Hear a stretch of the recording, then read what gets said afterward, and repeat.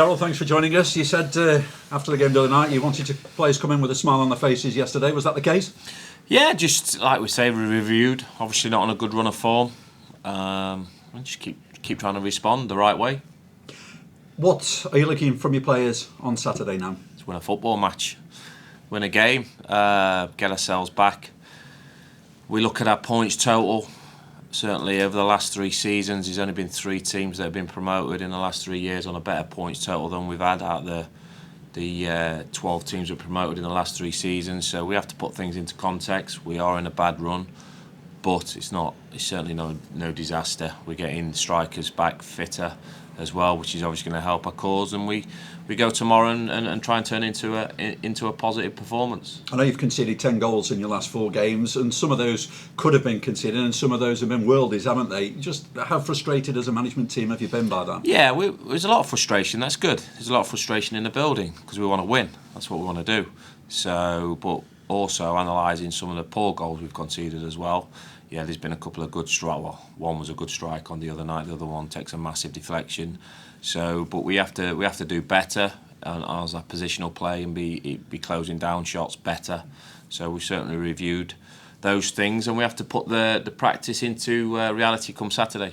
I guess many people will put the focus on the defence, conceding the goals, but defending starts from the front, in effect, doesn't it? Always, yeah, always. It's always a team game. Scoring goals as well is exactly the same thing. So, yeah, we've got to do better all round on that. Obviously, the goals we conceded over the last few weeks haven't been what we've been wanting to achieve. Aidan Stone had his opportunity the other night. What was the thinking behind that? Yeah, well, both goalies, I think, are very, very similar.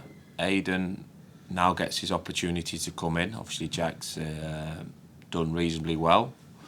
But like I said, I treat my goalkeepers as I do outfield players, competition for places. Aidan comes in with an opportunity. I thought he did quite well the other night, kicked it well, distributed it well. Certainly got a longer range kick than Jack, which I think helps on our pitch at times. So they'll both be competing from now to the end of the season for the number 1 spot. No one's got a God-given right to be in the goal. I know the old clinics and the old school will be saying, "Oh, we need to keep our number 1. He has to be our number 1. That's the way we'd work. He's got to be our number 1." But I don't really work that way. Goalies, if I feel at the right time needs freshening up, I'll do that. And Aidan comes in with his chance. Your toughest run since you arrived here as manager, with obviously 7 games without a win. Is this something that you kind of relish now to get your teeth into the players and say, "Look, lads, come on, it's us against them now. Let's get back on the winning ways"? Yeah, I think as football management, I've managed a lot of games now, and in the course of that, you have bad runs for different reasons, and for me, it's all about just getting consistent with your work, keep working away, and keep trying to find solutions to the problems that we're having at the minute. But they're a great bunch to manage. They infuse me. They care. I won't be surprised if we get back on the saddle very quickly. And the pleasing aspect is a couple of centre forwards back, especially the other night. Matty Taylor, nice to see him out there, and Ellis Harrison as well. Yeah, no, it's good to have them back. Proc got some more minutes under his belt as well. So managing the training minutes and the match minutes and making sure that they don't break down is important. But it's not rocket science to know that when we've got our 9s fit, we'll obviously pose a lot more top end pitch threat. I think everybody could see the other night, even though he was on not for a long period, but Matty Taylor, some of his touches, some of his runs, he just goes to show the kind of qualities that you want up front, isn't he? Well, Tails has proven over the years, over the last 5-6 years, for how many years, he's a regular goal scorer. He's made the playoffs at this level. He's played plenty of games in the Championship as well. So he brings that experience, that know-how, and is a great lad to bring in the environment. So yeah, hopefully he gets sharper with the more minutes he gets. How's James Wilson doing? Wilson's continuing his rehab. He's got into straight line running a little bit, twisting and turning. So we just keep developing that. Medical team obviously keeps me informed all the way on that. So hopefully a couple of weeks. Word about Exeter? Tough opponents? Exeter, like ourselves, come up last year. They're a couple of points above us at the minute.